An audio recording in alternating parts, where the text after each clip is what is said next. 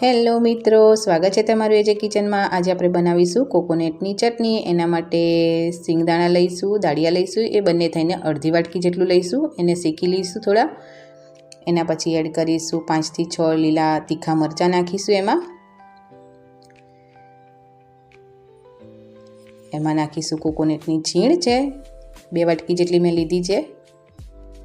મારી પાસે હતી એટલે મેં એ જ યુઝ કરી દીધી છે। બાકી ના હોય તો તમે કોકોનટ બી નાખી શકો છો કતરી કરીને। એમાં એડ કરીશું સ્વાદ અનુસાર મીઠું। એમાં નાખીશું અડધી વાટકી જેટલું પાણી એડ કરીશું આપણે।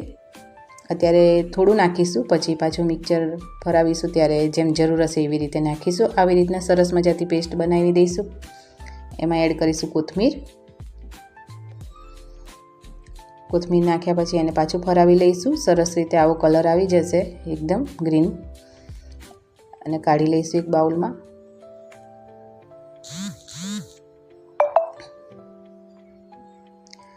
સરસ રીતે આપણી ચટણી તૈયાર થઈ ગઈ છે। એમાં આપણે એનો વઘાર કરીશું।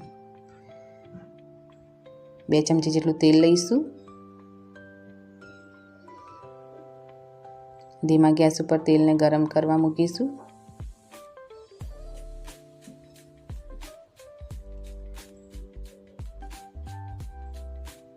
થોડું તેલ ગરમ થઈ ગયું છે એટલે મેં એમાં થોડી રાઈ નાખીને ચેક કર્યું હતું। એના પછી 1 ચમચી જેટલી રાઈ નાખીશું। 1 ચમચી જેટલું જીરું એડ કરીશું। 1 લાલ સૂકું મરચું લઈશું એમાં, અને થોડા કડી પત્તા નાખીશું। એને મિક્સ કરી લઈશું સરસ રીતે।